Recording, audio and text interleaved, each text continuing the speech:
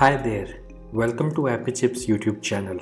I am Ambajan and today we will learn how to install this app on Mac using Homebrew, which is also popularly known as simply Brew. But before we get started, let me answer some frequently asked questions first. To start with, what does a package manager like Homebrew does? Well, a package manager lets you install, uninstall or repair apps on your Mac. A package manager is very similar to App Store on macOS or Microsoft Store on Windows operating systems, except that a package manager uses commands that you type on Mac terminal to install or uninstall different programs. Some of the popular package managers for Mac include Homebrew, Nix, and Macports. And if you are coming from a Linux background, you will feel at home with Homebrew, especially if you have used package managers like apt, pacman, yum, etc. on Linux based operating systems. Next up, is it safe to install the Mac apps via Homebrew? Short answer, yes. In fact, Homebrew is the most popular and thus most widely used package manager on macOS.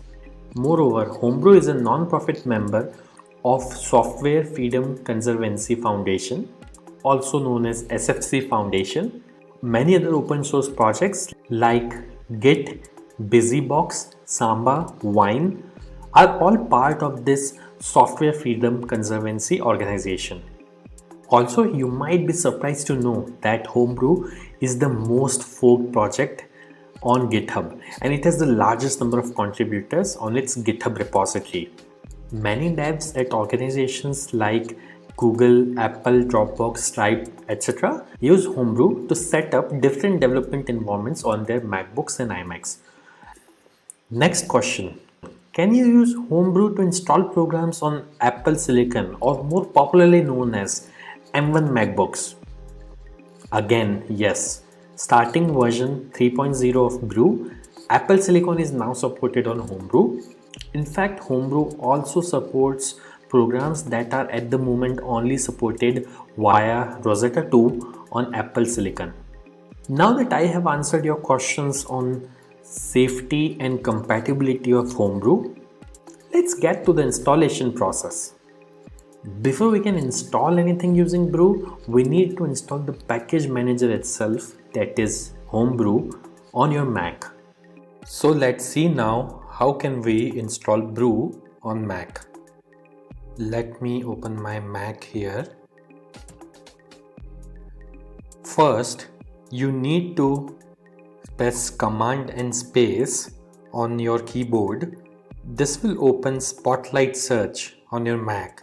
And then you have to type terminal.app.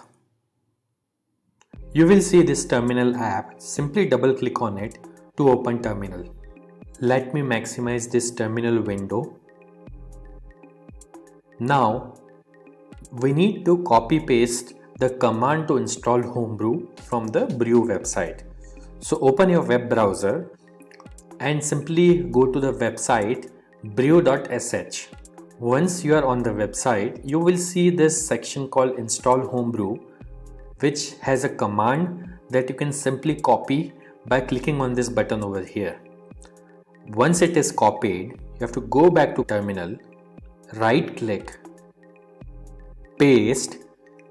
Now that the command is copy paste over onto this terminal, press enter. This will start Brew installation. Now it is prompting me to enter my user's password on Mac.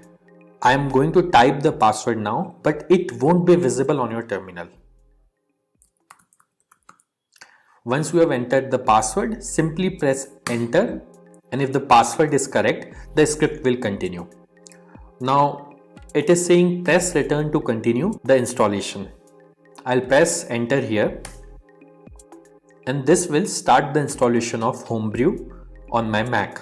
Let's wait for this to finish. As this message here says, installation successful. So that's it. Brew is successfully installed on your Mac now. Now before we proceed, I would like to highlight that Brew collects anonymous usage data via Google Analytics. As you can see on this page, if you want to opt out, you can simply run this command brew analytics off and press enter, which simply disables the anonymous usage data collection on your Mac. Now let's update the package database locally by pulling the metadata of the latest packages on a local map from the central brew repository. This should typically take less than a minute to complete depending on your internet connection speed. To do so, simply type the command brew update and press enter. As you can see, my local brew database is already up to date because I just installed brew on my system. Now to install the app, let's run the brew install command. Mind you, if during installation, if you're prompted to enter a password, enter your Mac user's password to continue.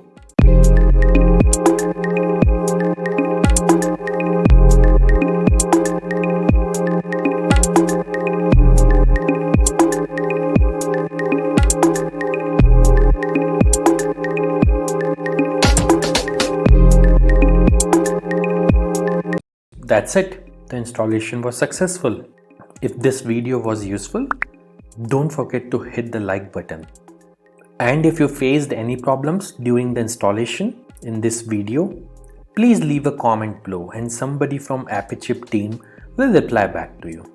If in future any app installed using brew stops working, then you can simply reinstall it using the command brew space reinstall space the name of the program. For example, I'll try to reinstall this program called Hello, which is already installed on my system.